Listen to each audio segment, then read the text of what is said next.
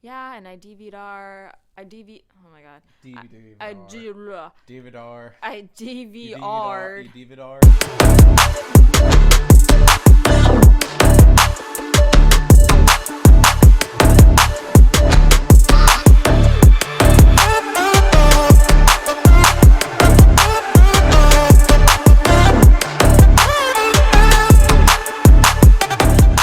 Hey everyone, welcome back to another episode on the Big Dane podcast. And today, I have a lovely guest with me. Who do you ask? Well, it is certainly Matt Warnock. Hey ho! I'm back. What's going on? Oh, you know, COVID and stuff. Just COVID. Yeah, just COVID. Alright, so we'll get into it in a second. Let me give you a quick update on my walk. I actually have some updates, surprisingly. So I was on the Schuylkill Trail, right down the river there, and going for a jog actually. And I saw this little creature just scurry across the trail. I was like, what is that four-legged thing? And I thought, is it a mouse? I think it was a mouse, because you can tell when it's like a chipmunk, right? You can see the little stripe on their back, and they're so cute, and they run real quick. I was a chipmunk for Halloween one year with my best friend, my childhood best friend, Chip and Dale. Shout out. And yeah, so it was like, oh, was that a mouse? You kind of get, your blood runs cold, you know what I'm saying? And then actually on the same day, right, then I turn around, I'm coming back, and I see this pretty yellow bird. Yeah, and it had like this black stripe on the back, so I really didn't look up the type of bird that it is for this episode, but I mean, if there's any bird experts out there, please let me know. Okay, so yeah, that was pretty much it. So just gonna remind you real quickly before we get into it to be sure to listen, thebigdanepodcast.com/podcast. All of your platforms are there. So pick one, subscribe, it'll be great. Love it. And then please leave me a review. I just want to hear what you have to say, right? So go to ratethispodcast.com/the Big Dane podcast. Okay, so you have it, and now we're going to get into inventions that, they go unnoticed. So we're just going to talk about a couple different things that I think, realistically, they're very simple, right? But it's like we kind of take it for granted and we don't really think about even more about these things. So to kick it off, we are going to get into, drumroll, the backpacks. Crash symbol, insert. Guys, I need to get my soundboard going. So, okay. So to start off first, really actually dates back to 3300 BC. So, yeah, it dates all the way back to 3300 BC, which is super far back, right? But I'll just kind of speed it up for you, because when we think of a backpack, we think of all the zippers, all the compartments, right? So really, it was 1938 when the first zippered backpack was created. And where was it created? Boulder, Colorado. America. Yeah, made in America. That's what I'm saying. And it was Jerry Cunningham. He didn't like how the rucksacks from being in the military slid around his back, so he used his father's sewing machine to create a nylon bag with zippers. And I'm kind of like, as I was, just kind of mentioning that, I'm kind of laughing with the sewing because I feel like back then, you know, especially with it being like very gender roles and, you know, specific in that way, it's kind of interesting that this article had mentioned that his father's sewing machine, right? It's like, whoa. Yeah, it's not his mother's or grandmother's sewing machine. Yeah, so I don't know. I mean, It's really fascinating because it makes you wonder. So this was in the early 1900s, right? So did gender roles switch sometime in between there? Like when the nuclear family came around in the 50s and 60s? Yeah, I mean, and I'll get into it right after this because we're going to jump into purses. But yeah, I feel like things switched around back then and then somehow switched back to like, oh, women and purses and women and so, you know. But I think when it really started out, it was like the men that kind of started with this. And then things start to shift, like after like the war and things like that. But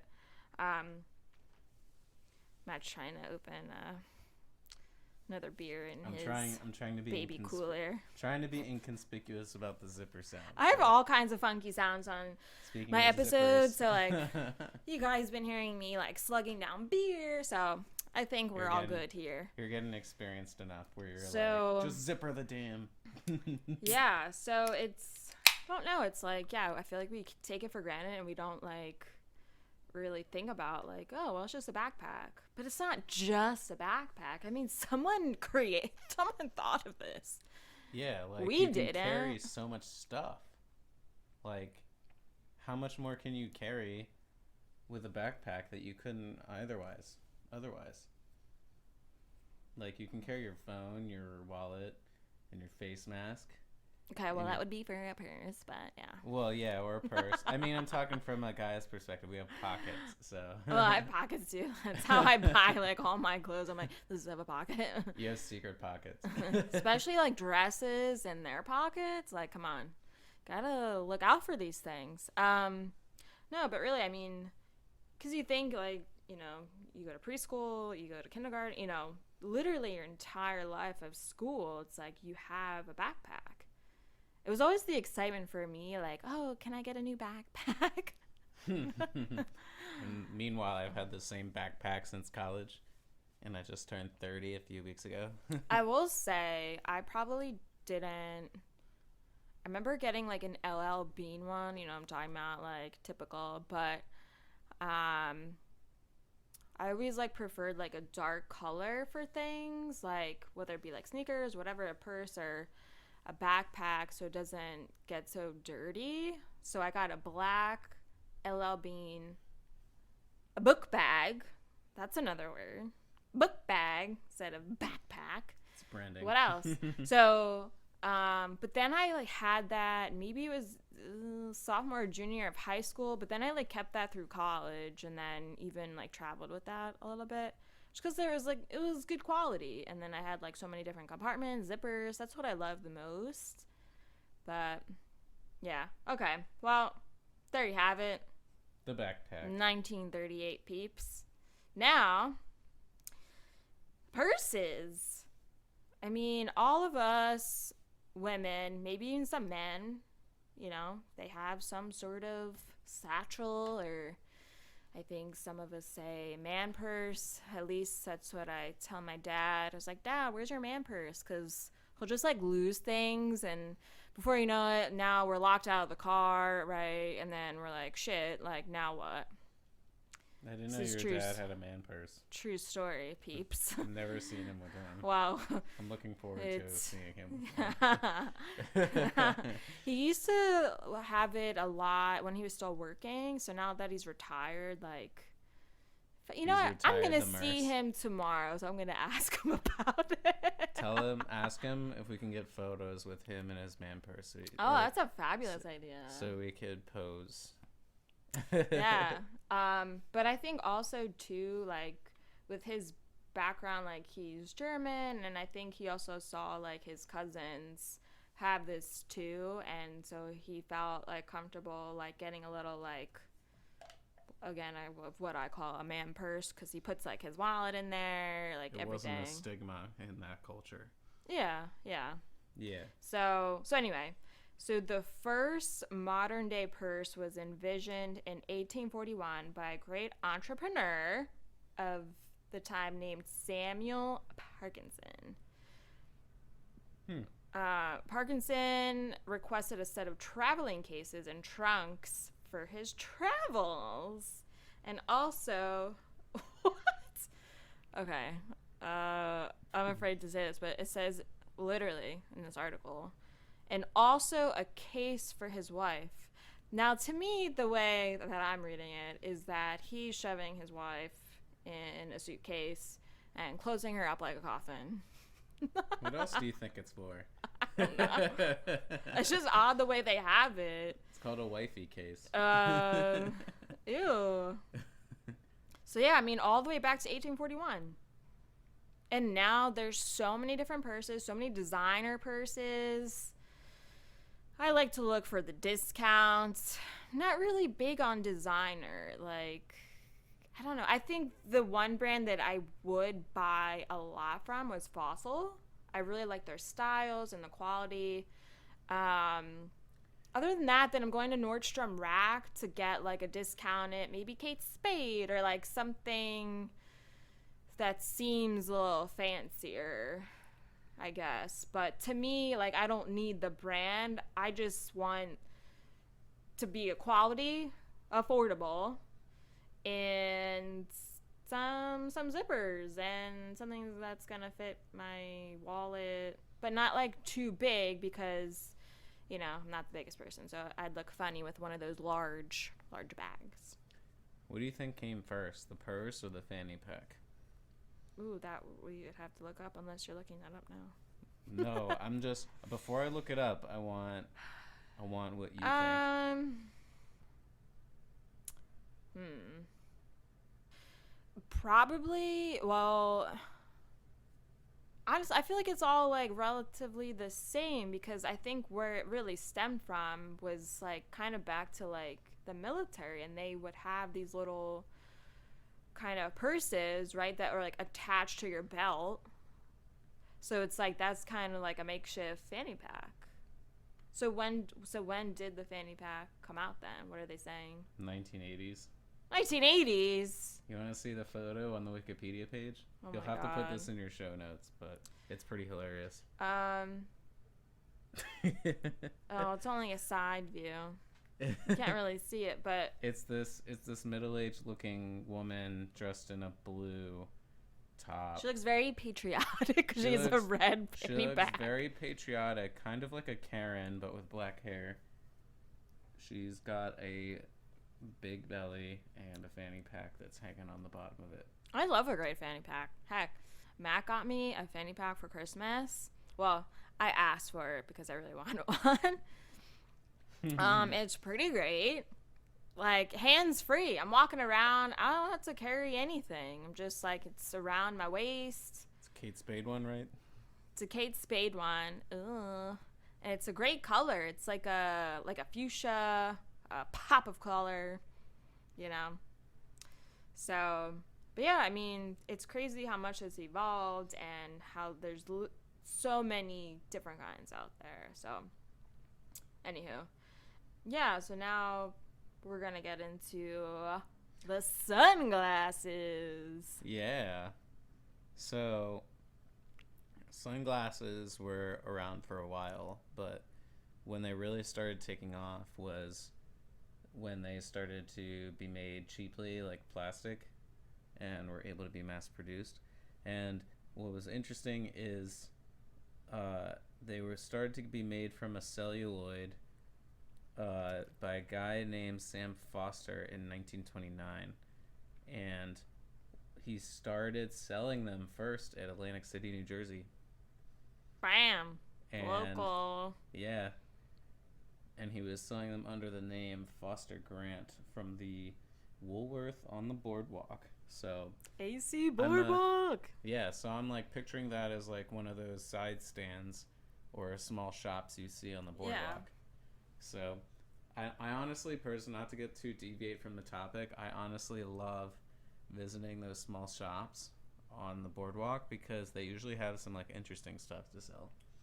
Yeah, I think it depends like which one, or like I don't know, because you have those shops that are like the cheap sunglasses, but then I'm sure there's the other ones that are a little bit more like high end and like better quality. Because I remember going to the boardwalk there and then, yeah, getting a pair of sunglasses, but they were just like, I just wanted something cheap and I don't really care, and that was that. But yeah, and now like there's, yeah, again, like designer and like, I mean, Ray-Bans, of course, Oakleys. yeah, and like all like protecting your eyes, from the sun rays. SPF, prism. I feel like I need to get a new pair of sunglasses. So I had gotten a pair 4 years ago, and this was before my trip to St. Martin to see my cousins. And I had a gift card, and I'm like, you know what? I'm going to get a pair of sunglasses. So I had gone to the outlets up in what they call, and I think it's funny, Philadelphia outlets, and it's nowhere Philadelphia. It's in Oaks, and Pennsylvania. Yeah, Oaks or Collegeville, whatever, same little vicinity there. And then I went to the Sunglass Hut, and this woman helped me. It was great. Like, sometimes you kind of need that guidance. Like, I was by myself. I was just shopping around by myself, trying to get all my stuff for the trip. And then I really only paid like $50 because I had my gift card. So it was like $100 technically. And I got some Versace, otherwise known as Versace, as my brother Scott. We joke around. We're like, oh yeah, Versace. Oh Really? yeah. No, but we joke. Like, he'll say that, but because I think we had gotten like perfume and like cologne or something like that a while back. But yeah. And then I was like kind of upset because it was embellished like around like the edges, and I think I dropped them like once, and like all of the embellishments started to fall off. I was like, are you serious? I just spent $50, like, aka $100 on this. And then, not to get too far off track, but, so I'm like, you know what? I'm going to contact customer service. Well, their customer service is shitty, because you try to reach out to them, and it's only, like, you can email them, which is bullshit. Like, why can't I just speak to someone? Like, what kind of world do we live in? We're like, living in an do I need antisocial to go, world. like, drive my car to your building where Leslie's typing away back at me? Like, no. Right? And Sunglass Hut, they're under a whole nother parent company, so I don't know. But long story short, they didn't get back to me. Wah, wah. So yeah, I need to get a new pair. And then, yeah, I mean, continuing on with summer, how about the flip-flops? My flippy floppies. Flip-flop. Flipping burgers, you ain't. I forget the lyrics. What is that? It's the I'm on a Boat by The Lonely Island. We got our flippy floppies. All right, well, you have to look it up. It's pretty funny. I'm sure some of your listeners have heard it. Yeah, I mean, I think the first thing that comes to my mind of like how far it's dated back is like the Egyptians, because they basically had flip-flops. So yeah, the Greeks had sandals. Yeah, so literally it's, as far back as the Egyptians, 1500 BC, and then it descends from the Japanese, which became popular after World War II as soldiers brought them back from Japan. It says Japanese Zori? Sorry? I don't know what that accent. Rolling my R, I don't know why, but I don't know did. what that's accent symbol is for. It's like a horizontal line over the O. Yeah, I don't know. But hey, so many different kinds. I remember like in high school it was like Old Navy, Hollister, go get like every single color you want. Buy everything from us. But Hollister would charge you like a ridiculous amount. It'd be like $30 for like rubber flip flops. I was like, I could go to Old Navy and like buy them for like $2. Yeah, what the hell? That's overpriced. Kids, don't fall for that scheme. Those flip flops probably cost 50 cents to make. Probably. I wonder, well, I haven't even, well, I mean, who has been shopping, right? But I'm wondering what Old Navy has these days, or like what they look like, because I don't buy like those kind of flip-flops anymore. Just because my feet aren't like the greatest. Got me some flat feet over here, so if you can imagine. So, pancake feet. Well, you have flat feet too. Get out of here. I shouldn't be talking. But with all like with jogging and then all the sports that I did, it's like all that pounding and like basically of bunions. Pounding. So when I say bunions, people are like, "Oh, is that are you talking about a what?" No. No, sir. No, ma'am. You're like an this old lady. Is be like, literally. My bunions. Yeah, well, my aunt had to get bunion surgery and shave off her bone on her foot. So it's obviously like hereditary, but so yeah, my bone is just sticking out. Anywho, we'll just keep it moving along here. And how about let's get techie. Yeah, we're gonna get a little. So, how I couldn't think of a word. Let me take this. So, go for it. How often do you think about that? Where your TV remote came from, or like where it was first incepted? That's We're not me. talking about lightsabers. That's me turning on the TV. No, it's not. That's you turning on a lightsaber. And me turning on the sound bar. I'll get my lightsaber. It makes the same exact sound. No. I'll reprogram it so it makes that sound you just made, because we have it on recording now. All right. So tell us how did it get started? So the first remote was intended to control a television. Well, yeah, that's what it does. It still does that.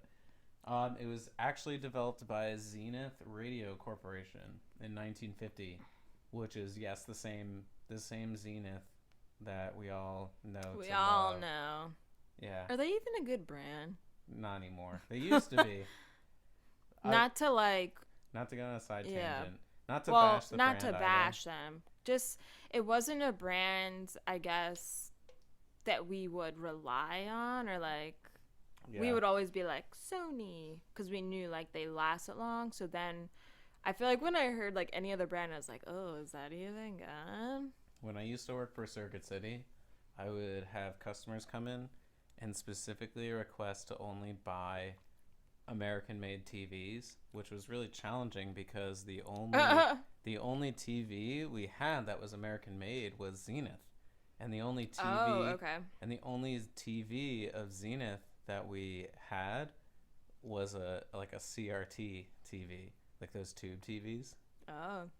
So I'm like, yeah, this is all we have, and he got really pissed. So this is our selection. Selection of one. He was so mad. I'm like, yeah, I mean, this is just how it is. And was he foreign or? No, he was American. Wow.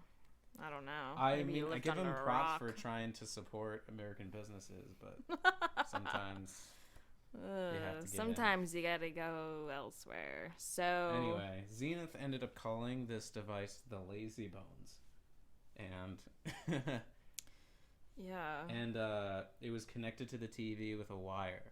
So imagine having to deal with that on a regular basis. Yeah, because I mean, as far as we remember, it's like we always thought of it as like a wireless remote. Yeah, we never saw a wired remote. I can't even say it. Yeah. So when was the wireless remote? Oh my god, I can't speak. When was say that five times. Say that 5 times fast. I can't. When was the wireless remote? Why? I feel like wireless. Like I'm having trouble with my Oz. Anyway. The first wireless remote was called the Flashmatic, and it was invented in 1955. It was Stop invented laughing. at 955 955. 1955 by Eugene Poley. Poley. I was gonna say Polly. Poley. Is it Poley or Polly? Well, I sorry, don't know. Eugene. Polley. I'm gonna say Polly, like Polly Pocket. Say what you want. I'm gonna buy a Polly Pocket now. Oh my god. Anyway, moving on. But so I mean, think about it. It's been around for like 1955. That's so. I'm holding one in my hand. So right I'm now. thinking. Okay, I'm not gonna say it because then my mom will be mad. So.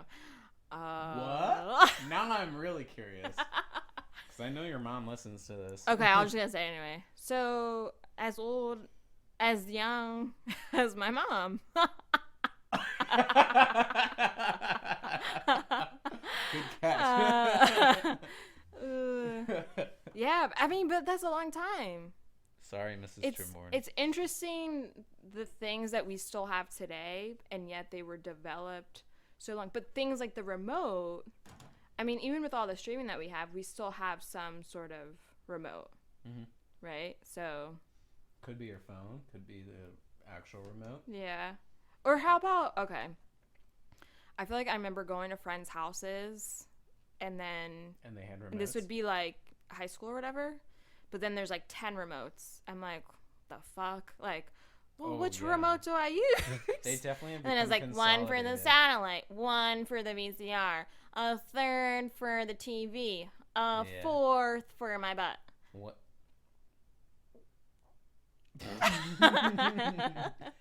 All right, I'm not even gonna say it. I'm just gonna stop right there. But then it'd be like a 6 for the PlayStation. You know, like, holy hell. Who has a remote for a PlayStation? I don't know. Just making stuff up, obviously. Whatever. Well, since we're on the topic of TVs, let's talk about like the VCR and the DVR. Oh my god, I love the VCR. So literally 1 year after the wireless remote was invented, the VCR was invented, and it was the first video cassette recorder. That's what it stands for, VCR, video cassette recorder. Yeah, so what year? 1956. But it only had a 50-year lifespan, surprisingly. But it actually revolutionized the movie industry, changed television watching habits, and triggered the first quote-unquote format wars. And it started to make people question what copyright really meant, and establishing fair use and like pre-justice and all that stuff. It's interesting. I wouldn't have thought like copyright, but I guess. Yeah, because now you can distribute the content. Yeah, for crazy people. And you could insert. Remember, how many times did you put in a blank VCR to record a TV show or something like that? How many times did you record over TV shows? Record over a porno or your mom's or your parents' wedding or something like that. Did you? No, I never did that, but I've heard stories. Oh, that's awful over your like someone's wedding. God. Mm-hmm. Well, I remember. I mean, similar, but like not quite the same. But I remember when I was doing. It was like for the Mardi Gras parade in Lansdale, and I was in band then. So like that point, it was like kind of like a taste of marching band, because it wasn't marching band, but it was like, I'm in band, like I play the drums, I'm in percussion. So I had my snare drum, and I'm doing the parade, and it's like, yeah, I'll record you. It's your last year. Records, and then records over. So we can't watch it because it's not existent. So, yeah. So, video cam. Cheers. But yeah, for real though. Yeah, I think that the fact that VCRs, people started recording shows on VCRs that like led into like the DVR, the digital video recorder. And that was invented in 1999 by Anthony Wood. And that ushered in the era of on-demand viewing, and I think that really paved the way for like for services everything like else. Netflix, like pretty much everything Kind of like today. Yeah, it just went right into streaming. But I mean, 1999, I honestly didn't think it was that early. To me, I thought it was like 2005 or like. Well, for us, the late 90s and early 2000s kind of blend together. Yeah, I guess, but yeah, I think it's also a matter of like when actual like the TV providers actually picked up on it too. So maybe they didn't pick up on it right away, like, oh, that's a joke, or maybe they didn't accept it. I don't know, but. Well, yeah, I think that was definitely the pretense at the time, because streaming was invented in the early 90s. It was mainly for video, but then by like a company named Starlight Networks, but they mainly used it for audio streaming. So if DVR was invented in the late 90s, streaming had time to develop so that it could just completely take the way. Yeah, and here we are today, streaming. But yeah, I mean, you're streaming right now. I will say, like, just because my dad's a little bit older, so he just kind of sticks with what he knows and doesn't really branch out too much with technology. So he'll be like, yeah, so yeah, and I DVR. Oh my god. DVD. I DVR. You DVR'd? Sorry. I DVR. Man! Jesus Christ. He'll be like, yeah, I DVR'd, diners, drive-ins, and dives, and yada, yada, yada. And I'm like, thinking in my head, Dad, he DVR'd. I mean, I haven't had cable and haven't had anything like that since I left the house, like when I was living. Left for the war, yeah. When I was living with them. And now we just stream everything because, plus, I never watch any live TV. I think the only thing I watch live is like the news, but that's besides that. So, yeah, peeps, that is a wrap. Click. Not a turkey club wrap, but a wrap of this episode. So, hope you learned something. Hope you're ready for trivia again. Maybe a virtual trivia. Who knows? But maybe we should start streaming these on Twitch. Like, are you ready? Are you ready to see how we really look in real life? Because no, they know what we look like. What is this? But I mean, like, candidly. Oh my god. Yeah, you'll see my chronic bitch face. You'll see it all. You see my chronic bitch face. No. So that is it for today. I really hope you enjoyed it. Give me some feedback. Crack a beer, sit back, do a review. It'll literally take you 1 minute. Took me a minute. RateThisPodcast.com/TheBigDanePodcast. And please listen on thebigdanepodcast.com/podcast. And there you can choose and select whatever you most enjoy as a platform. Maybe Google Podcasts, Spotify, or iTunes, Apple Podcasts. Yeah. So be sure to follow me, Instagram, Facebook for all my updates and some weird shit on my coffee account. All right. We'll catch you next time. Peace. Bow.